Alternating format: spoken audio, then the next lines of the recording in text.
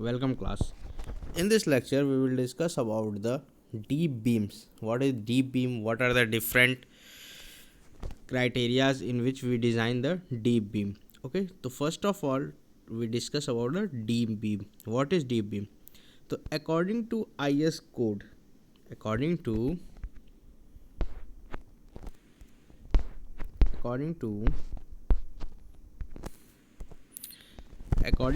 IS 456/2000, ठीक है।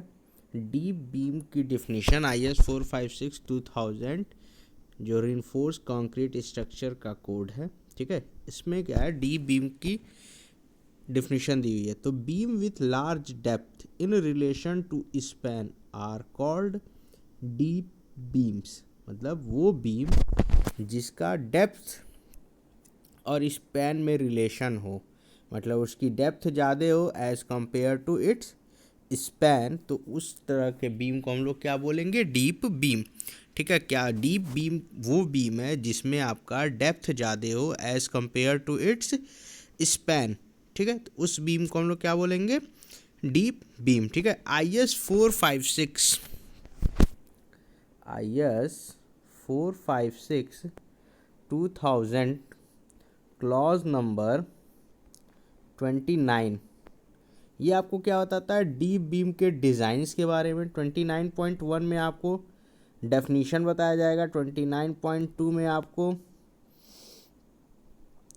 Liver arm के बारे में बताया जाएगा, 29.3 में आपको रिइंफोर्समेंट डिटेल्स के बारे में बताया जाएगा। तो ये जो 3 क्लॉजेस हैं ये आपको पर्टिकुलर डीप बीम के बारे में बताएंगे। 29.1 आपको डेफिनेशंस बताएंगे, ठीक है, या क्या क्राइटेरिया होता है उसके बारे में बताएंगे। 29.2 आपको लीवर आर्म कैसे कैलकुलेट किया जाएगा वो बताया जाएगा।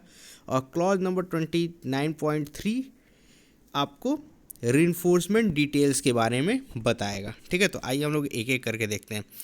तो इन IS 456/2000 क्लॉज नंबर 29, ठीक है, क्या कहा गया है कि डीप बीम, जैसा हम लोग बीम डिज़ाइन करते हैं, वो जो बीम होता है उसको 2 तरह में डिवाइड किया गया है। जो डीप बीम है उसको 2 टाइप से हम लोग डिवाइड करते हैं। पहला होता है सिंपली सपोर्टेड बीम और दूसरा होता है आपका कॉन्टिन्यूअस बीम। तो अब हम लोग ये कैसे पता करेंगे कि कब हम लोग डीप बीम के लिए डीप बीम जो होगा वो हमारा सिंपली सपोर्टेड होगा और कब हमारा डीप बीम वो कॉन्टिन्यूअस बीम होगा। तो उसके लिए कंडीशन दिया गया है L effective upon D less then 2, deep beam is simply supported deep beam.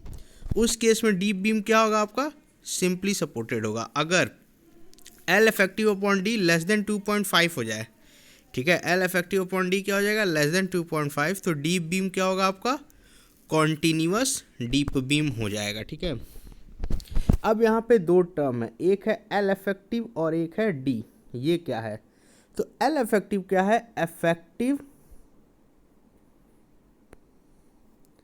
Span length, ठीक है, क्या है आपका इफेक्टिव स्पैन लेंथ। और D क्या है आपका, ओवरऑल डेप्थ ऑफ बीम, जो बीम की ओवरऑल डेप्थ होती है, ठीक है।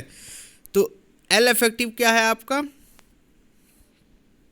ठीक है, इफेक्टिव स्पैन लेंथ। अब इसको हम लोग कैलकुलेट कैसे करते हैं, तो इसके लिए 2 क्राइटेरिया दिया गया है, ठीक है। 2 क्राइटेरिया है।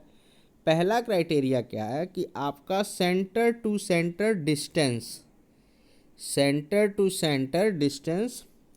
बिटवीन सपोर्ट्स, ठीक, बिटवीन सपोर्ट्स। पहला क्राइटेरिया क्या है, centre to centre distance between supports, मतलब सपोर्ट के बीच में जो सेंटर टू सेंटर डिस्टेंस होगा वो आपका क्या होगा, इफेक्टिव स्पैन होगा। जैसे फॉर और दूसरा क्राइटेरिया क्या है आपका, 1.15 into L।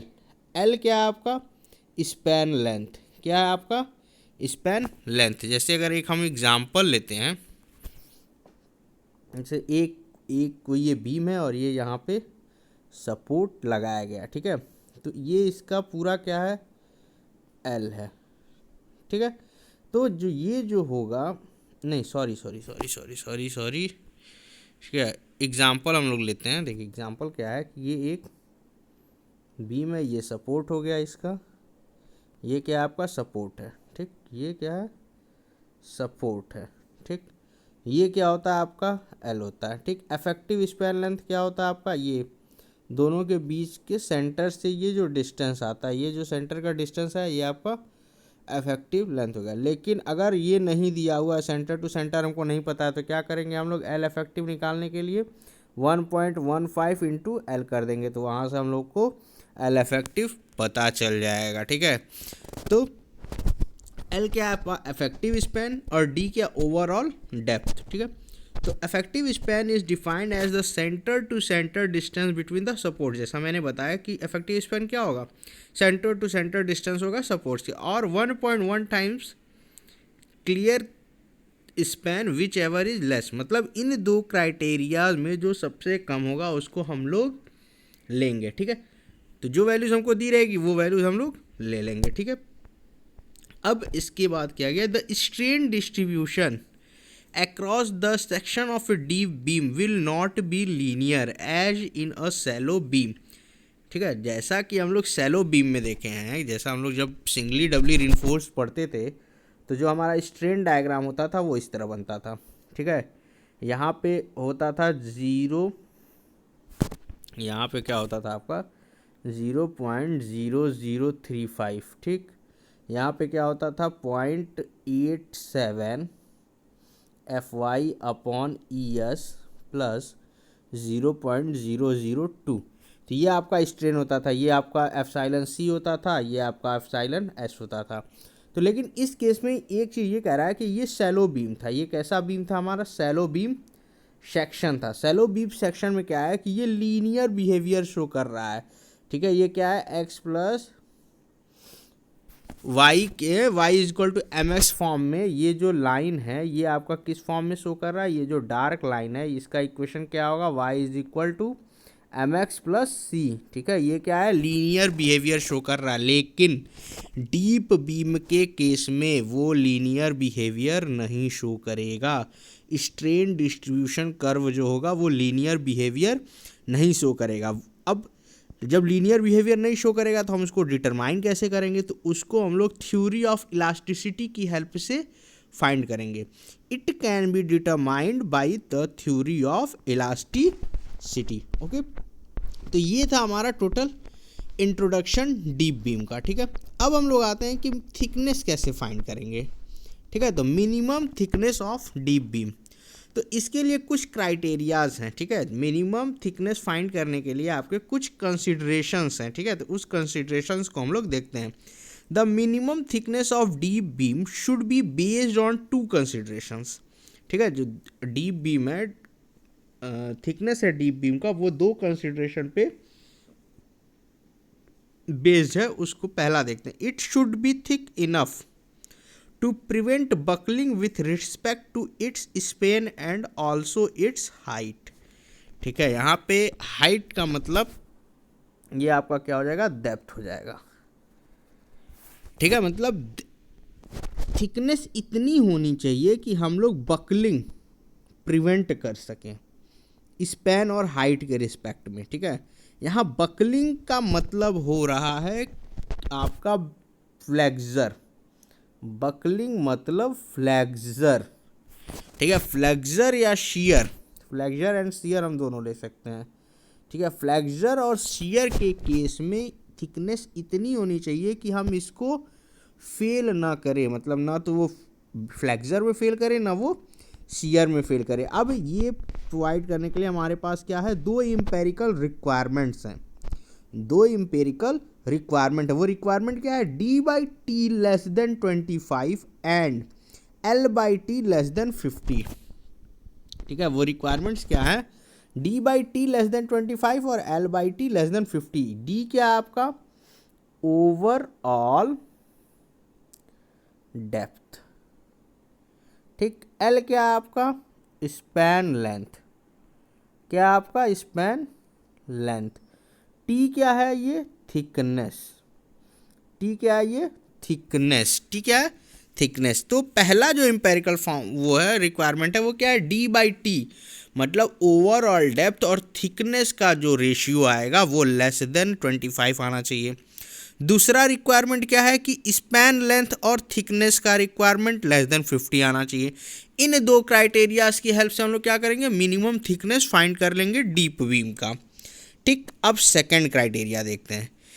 The thickness should be such that the concrete itself should be able to carry a good amount of shear force that acts in the beam without the assistance of any steel। अब इस point को समझते हैं।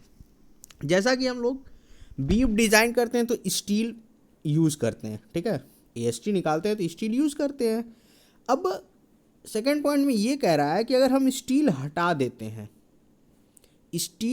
देते हैं तो उस particular concrete section पे जो शियर फोर्स आएगा उस शियर फोर्स को रजिस्टर कर ले, वो थिकनेस क्या होगी, मिनिमम थिकनेस होगी। पॉइंट क्या बोल रहा है कि वो थिकनेस जो शियर फोर्स को रजिस्टर कर ले विदाउट एनी स्टील, मतलब बिना किसी स्टील के रिक्वायरमेंट के अगर शियर फोर्स हमारा कैरी हो जाता है या हम उसको रजिस्ट कर लेते हैं तो जिस थिकनेस पे हम उसको रजिस्ट कर लेंगे वो हमारा क्या हो जाएगा, मिनिमम थिकनेस हो जाएगा डीप बीम का। ये बहुत इंपॉर्टेंट पॉइंट है और ये पॉइंट हम लोग का जब हम लोग डिज़ाइन करते हैं तो चेक करते हैं कि हमारा जो बीम है वो without reinforcement shear force resist कर रहा है कि नहीं कर रहा है। ठीक है, ये बहुत इंपॉर्टेंट चेक है हमारे डीप बीम के लिए। ठीक है, अब नेक्स्ट टॉपिक हम लोग का आता है लीवर आर्म, कि हम लोग लीवर आर्म कैसे कैलकुलेट करें, क्योंकि लीवर आर्म हमारे डिज़ाइन में बहुत मोस्ट इम्पॉर्टेंट फैक्टर होता है। क्या होता है, मोस्ट इम्पॉर्टेंट फैक्टर, क्योंकि जो हम लोग MU निकालते हैं तो ये क्या होता है 0.87 FY इंटू जेड। ठीक है, ये होता है वेरी इंपॉर्टेंट टर्म होता है, क्योंकि जेड की हेल्प से हम लोग क्या निकालते हैं, BD निकालेंगे, तो वहाँ से ये होगा। अब लीवर आर्म आपका IS 456-2000 जो RCC का कोड है IS 456-2000 clause number 29.2 page number 51 पे गिवन है।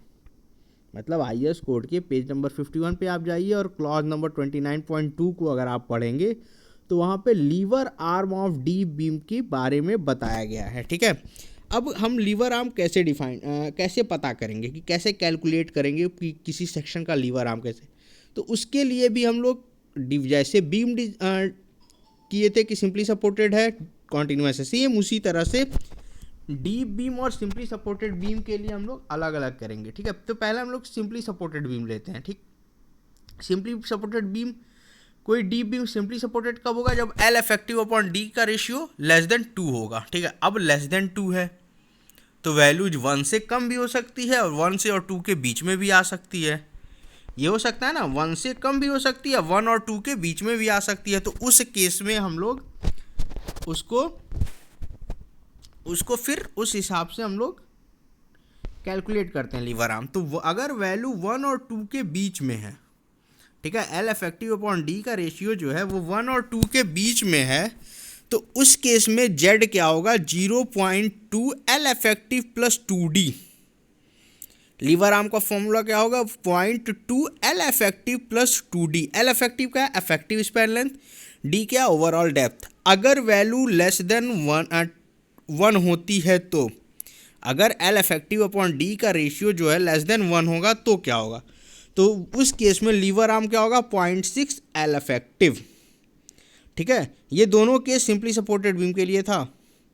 अगर L इफेक्टिव अपॉन D क्या होता है 1 और 2 के बीच में लाई करता है तो उस केस में लीवर आर्म का फॉर्मूला होगा 0.2 L इफेक्टिव प्लस 2D। अगर L effective upon D less than 1 है तो वहाँ पे लीवर आर्म का फॉर्मूला होगा 0.6 L इफेक्टिव।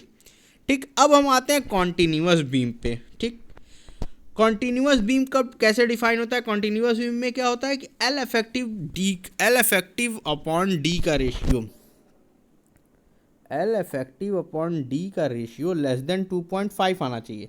तो यहाँ पे लीवर आर्म कैलकुलेट करने के लिए हम लोग को दो कंडीशंस मिलेंगी। पहला होगा कि 1 less than equal to L effective upon D less than 2.5 और एक होगा L इफेक्टिव लेस देन 1।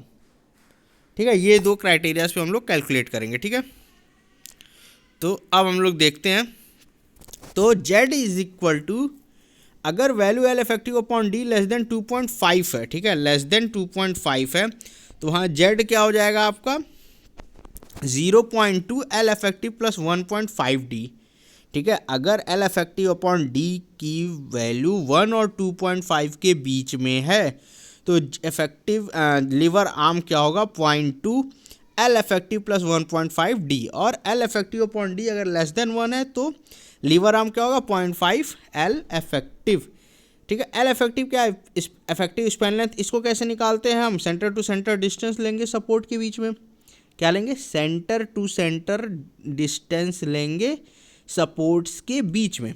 अगर वो नहीं पता है तो हम क्या करेंगे 1.15 टाइम्स, क्या करेंगे एल इफेक्टिव निकालने के लिए 1.15 इंटू एल कर देंगे। एल क्या है आपका स्पैन लेंथ है, क्या है आपका क्लियर स्पैन लेंथ, ठीक है।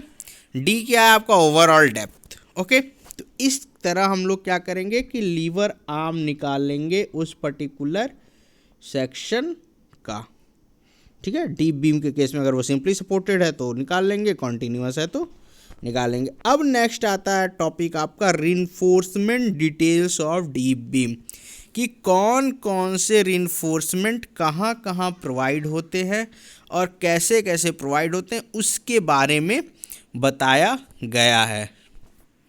अब हम लोग का नेक्स्ट टॉपिक जो है वो क्या है, reinforcement details of deep beam, ठीक है। तो ये आपके IS 456 2000 के क्लॉज नंबर 29.3 पेज नंबर 51 पे दिया है, ठीक है। तो जो रिइंफोर्समेंट्स होते हैं ये आपके हम लोगों के मेनली 4 तरीके से हम लोग रिइंफोर्समेंट प्रोवाइड करते हैं। पहला पॉजिटिव रिइंफोर्समेंट, दूसरा निगेटिव रिइंफोर्समेंट, तीसरा होता है वर्टिकल रिइंफोर्समेंट और चौथा होता है साइड फेस रिइंफोर्समेंट।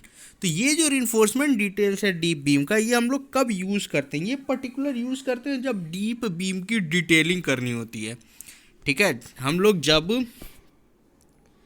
डिटेलिंग करेंगे, ठीक है, जब हम लोग डिटेलिंग करेंगे तब इस रिइंफोर्समेंट डिटेल्स का हम लोग यूज़ करते हैं, ठीक है। फॉर एग्जांपल अगर हमको कोई डीप बीम दे दिया है, उसमें प्रोवाइड करना है कि कहाँ पे हम लोग का पॉजिटिव रिइंफोर्समेंट होगा, कहाँ पे हम लोग का निगेटिव रिइंफोर्समेंट बनाएंगे, कितनी स्पेसिंग होगी, कैसे डिस्ट्रीब्यूट करेंगे, what is distribution between the reinforcement. तो यहाँ से हम लोग इसको देखते हैं। तो पहला जो हमारा रिइंफोर्समेंट है वो क्या है, पॉजिटिव रिइंफोर्समेंट। वो क्या है, पॉजिटिव रिइंफोर्समेंट। तो पॉजिटिव रिइंफोर्समेंट हम उस समय प्रोवाइड करते हैं जहाँ पे आपका पॉजिटिव बेंडिंग मोमेंट आता है। पॉजिटिव रिइंफोर्समेंट कब प्रोवाइड करेंगे, जब आपका पॉजिटिव बेंडिंग मोमेंट आएगा। तो positive bending moment simply supported case में आएगा और कॉन्टिन्यूअस में भी आएगा। मतलब पॉजिटिव रिइंफोर्समेंट हम दोनों टाइप्स ऑफ बीम में प्रोवाइड करेंगे, सिंपली सपोर्टेड में भी प्रोवाइड करेंगे और कॉन्टिन्यूअस में भी प्रोवाइड करेंगे। अब प्रोवाइड करते हैं तो क्या क्या उसके रिक्वायरमेंट्स हैं। तो पहला जो है, the tensile reinforcement required to resist positive bending moment in any span of a deep beam shall. उसके 3 क्राइटेरिया। पहला क्या है, extend without curtailment between supports, मतलब दोनों सपोर्ट्स के बीच में बिना किसी रिडक्शन के, बिना किसी कटाव के, बिना किसी डिडक्शन के हम लोग एक्सटेंड कर देंगे। मतलब अगर कोई 3 मीटर का सपोर्ट डिस्टेंस है तो उस 3 मीटर को हम लोग पूरे रिइंफोर्समेंट से फिल कर देंगे। दूसरा क्या है, at the face of support, मतलब सपोर्ट के फेस पर, ठीक है, क्या करेंगे, development length not less than 0.8 LD, ठीक है। जो डेवलपमेंट लेंथ आएगा वो आपका 0.8 LD से कम नहीं होगा। अब LD क्या है, LD है आपका development length, development length in shallow beam, development length in shallow beam. इसका फॉर्मूला होता है phi 0.87 FY upon tau BD। ये फॉर्मूला होता है आपका एलडी का 5.87 FY टाउ BD। फाई क्या है? Dia of bar. फाई क्या है? Dia of bar. FY क्या है? टेंसाइल स्ट्रेस, पर्टिकुलर इस स्टील का टेंसाइल स्ट्रेंथ है। टाउ BD क्या है? आपका शियर स्ट्रेस है, मैक्सिमम शियर स्ट्रेस। ठीक है, तो इस फॉर्मूले की हेल्प से हम लोग डेवलपमेंट लेंथ निकालेंगे। तीसरा क्या है? तीसरा आता है जोन ऑफ डेप्थ, मतलब कितने डेप्थ पे हम लोग उस पर्टिकुलर पॉजिटिव रिइंफोर्समेंट को प्लेस करेंगे। ठीक है, तो third is the reinforcement shall be placed within a zone depth equal to 0.25 D minus 0.05 L effective. मतलब इस पर्टिकुलर जोन में हम लोग क्या करेंगे, उस टेंसाइल रिइंफोर्समेंट को, उस टेंसाइल पॉजिटिव रिइंफोर्समेंट को हम लोग प्लेस करेंगे। डी क्या है? आपका ओवरऑल डेप्थ। एल इफेक्टिव क्या है? Effective span length. अब हम लोग का जो नेक्स्ट आता है रिइंफोर्समेंट, वो क्या है? Negative reinforcement. ठीक है, तो निगेटिव रिइंफोर्समेंट जो है वो आपका मेनली कॉन्टिन्यूअस के केस में आता है। किसमें? कॉन्टिन्यूअस बीम के केस में आएगा। कॉन्टिन्यूअस बीम के केस में आएगा। क्यों? क्योंकि अगर हम सिंपली सपोर्टेड बीम देखते हैं, फॉर एग्जांपल हम लोग एक सिंपली सपोर्टेड कोई बीम देखते हैं, जैसे ये एक सिंपली सपोर्टेड बीम है, यहाँ पे एक लोड लग रहा है, तो इसका बेंडिंग मोमेंट डायग्राम इस तरह बनेगा, तो ये पॉजिटिव बेंडिंग है। लेकिन अगर ये कॉन्टिन्यूअस बीम है, अगर इस तरह का एक कोई कॉन्टिन्यूअस बीम है और यहाँ पे एक लोड लग रहा है, तो इस केस में जो पॉजिटिव बेंडिंग मोमेंट होगा वो इस तरीके से बनेगा। ठीक है, तो ये पॉजिटिव होगा, ये निगेटिव होगा। तो यहाँ पे तो पॉजिटिव रिइंफोर्समेंट दे देंगे, लेकिन यहाँ पे क्या करेंगे? निगेटिव रिइंफोर्समेंट हम प्रोवाइड करेंगे। यहाँ पे क्या करेंगे? Negative reinforcement. तो अब निगेटिव रिइंफोर्समेंट का क्राइटेरिया देखते हैं। तो फर्स्ट है termination of reinforcement for a tensile reinforcement required to resist negative bending moment over a support of deep beam. मतलब टर्मिनेशन कहाँ से होगा? ठीक है, it shall be permissible to terminate not more than half of the reinforcement at a distance of 0.5 D from the face of the support.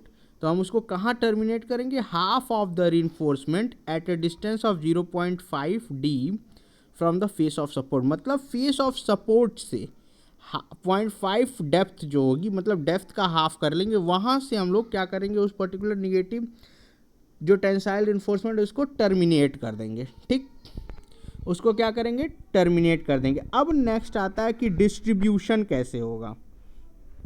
ठीक है, तो distribution हमारा दो तरीके से होता है। पहला कि क्लियर स्पैन और ओवरऑल डेप्थ जो है वो 1 से 2.5 के बीच में हो, और दूसरा कंडीशन क्या आता है कि 1 से लेस हो। क्योंकि हम लोग निगेटिव कहाँ प्रोवाइड कर रहे हैं? कॉन्टिन्यूअस में, इसीलिए रेंज कौन सा लिया जा रहा है हम लोग का? कॉन्टिन्यूअस बीम का रेंज लिया जा रहा है। तो डिस्ट्रीब्यूशन देखते हैं। When the ratio of clear span to overall depth is in range of 1 to 2.5 tensile reinforcement over a support of a deep beam shall be placed in 2 zones comprising. मतलब अगर L अपॉन D, मतलब L clear span length upon D overall depth का range अगर 1 से 2.5 के बीच में है, तो 2 जोन में हम लोग रिइंफोर्समेंट प्लेस करते हैं। ठीक है, पहला जो जोन होता है वो क्या होगा? 0.2D adjacent to the tension face which shall contain a proportion of the tensile steel given by. ठीक है, 0.2D के डेप्थ पे हम लोग क्या करेंगे? एक टेंसाइल स्ट्रेस प्रोवाइड करेंगे। वो किस स्टील में किस प्रोपोर्शन में प्रोवाइड करेंगे? वो प्रोपोर्शन होगा 0.5 इन ब्रैकेट L/D माइनस 0.5। इस प्रोपोर्शन में हम लोग क्या प्रोवाइड करेंगे? उस पर्टिकुलर टेंसाइल स्टील प्रोवाइड करेंगे इस पर्टिकुलर प्रोपोर्शन में। ठीक है, अब सेकेंड आता है a zone measuring 0.3D on either side of mid depth. एक सेकेंड जोन बनता है जो 0.3D पे होता है, मतलब डेप्थ के 1/3 पे, मिड के दोनों साइड, किसी भी साइड पे, which shall contain reminder of the tensile steel evenly distributed, मतलब ऊपर वाले केस में जो हमारा टेंसाइल स्ट्रेंथ बच जा रहा है उसको क्या करेंगे हम लोग 0.3D 1/3 ऑफ डेप्थ के दोनों साइड पे इवनली डिस्ट्रीब्यूट कर देंगे, मतलब इक्वली डिस्ट्रीब्यूट कर देंगे। ये था कि रेंज जब हमारा 1 से 2.5 के बीच में था। अब हमारा रेंज आता है, हमारा रेंज किस में आएगा, लेस देन 1 के केस में। For span to depth ratio less than unity, मतलब less than 1, the steel shall be evenly distributed, the steel shall be evenly distributed over a depth of 0.8D measured from the tension face। ठीक है, अगर less than span और depth ratio less than 1 है तो steel को क्या करेंगे हम लोग 0.8D डेप्थ पे हम लोग क्या करेंगे, इवनली डिस्ट्रीब्यूट करेंगे। ठीक है, इवनली डिस्ट्रीब्यूट, और डेप्थ कहाँ मेज़र होगा, टेंशन फेस के पास से। जो डेप्थ होगा हम लोग कहाँ से मेज़र करेंगे, टेंशन फेस से मेज़र करेंगे 0.8D, और वहाँ पे हम लोग क्या करेंगे कि इवनली डिस्ट्रीब्यूट कर देंगे आपके स्टील को। ठीक है, तो ये हमारा था पॉजिटिव और निगेटिव। पॉजिटिव किस में आता है आपका, सिंपली सपोर्टेड और कॉन्टिन्यूस दोनों में, लेकिन निगेटिव रिइंफोर्समेंट आपका सिर्फ कॉन्टिन्यूस बीम में आएगा।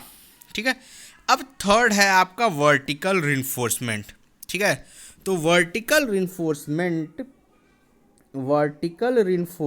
जो होता है, ठीक है, वर्टिकल रिइंफोर्समेंट जो होता है ये आपका क्या होता है, AST equal to 0.12% of BD।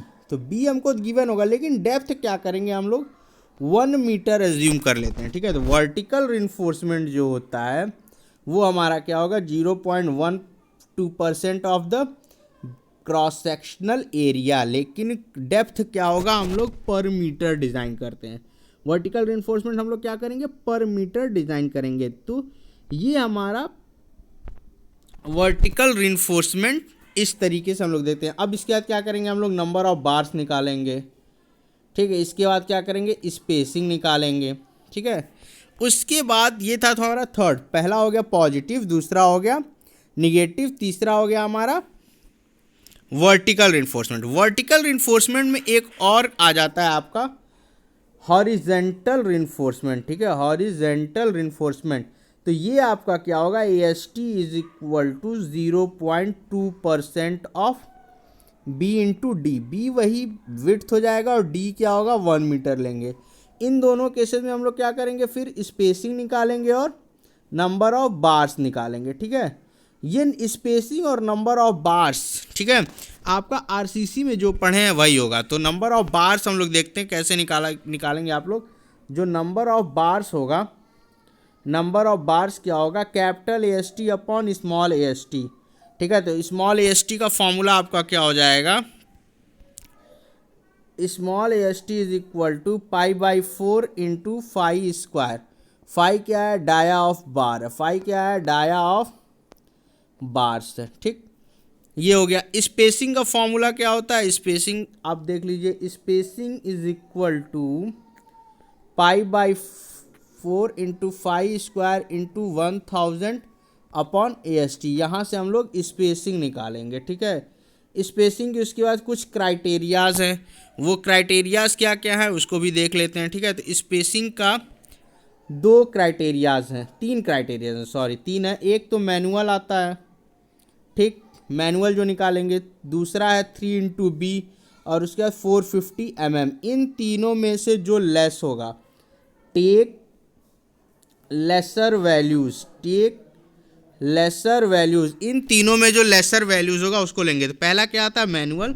दूसरा 3 into B width, 3 times of width, और उसके बाद का 450 mm। इन तीनों के केसेस में हम जो कम होगा, जो लेसर वैल्यू होगी, वो आपकी स्पेसिंग हो जाएगी। ठीक है, इसके बाद चौथा जो आता है आपका साइड फेस रिइंफोर्समेंट। ठीक है, साइड फेस रिइंफोर्समेंट क्या होता है, तो साइड फेस रिइंफोर्समेंट सिंपल क्या होता है, एक टर्म है, जैसे कि हम कोई रिइंफोर्समेंट प्रोवाइड कर रहे हैं।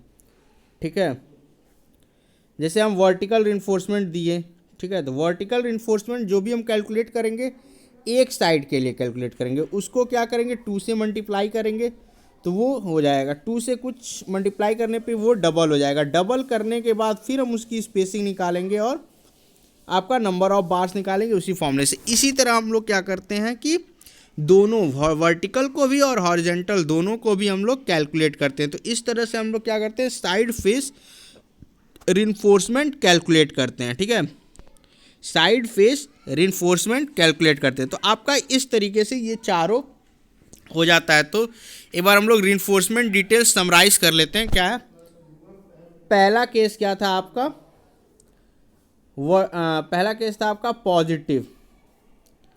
पॉजिटिव। तो ये आपका सिंपली सपोर्टेड बीम और कॉन्टिन्यूअस बीम दोनों के केस में आएगा, ठीक है, सिंपली सपोर्टेड बीम और कॉन्टिन्यूअस बीम दोनों के केस में आएगा, ठीक है। दूसरा आपका आता है, दूसरा आ जाएगा निगेटिव रिइंफोर्समेंट। दूसरा क्या आएगा, निगेटिव रिइंफोर्समेंट। ये आपका सिर्फ कॉन्टिन्यूअस बीम के केस में आएगा। किस में आएगा, कॉन्टिन्यूअस बीम के केस में। थर्ड आपका केस बनता है आपका वर्टिकल का।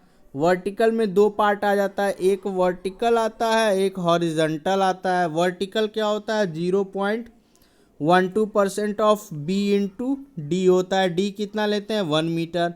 हॉरिजॉन्टल क्या होता है 0.2% of B into D. B बिट्स होती है, डी क्या है 1 मीटर, ठीक है। पर मीटर हम लोग इसको कैलकुलेट करते हैं। साइड फेस रिइंफोर्समेंट क्या होता है, जो आपका रिइंफोर्समेंट आता है उसको हम लोग क्या करेंगे 2 से मल्टीप्लाई कर देंगे तो वो आपका दोनों साइड में हो जाएगा और दोनों साइड की हेल्प से हम लोग फिर स्पेसिंग और नंबर ऑफ बार्स कैलकुलेट करेंगे। तो ये आपके इस तरीके से रिइंफोर्समेंट डिटेल्स हो गया, पता चल गया, ठीक है। अब नेक्स्ट लेक्चर में हम लोग क्या बात करेंगे कि डिज़ाइन स्टेप्स क्या होते हैं डीप बीम के, और उस पर एक न्यूमेरिकल सॉल्व करेंगे।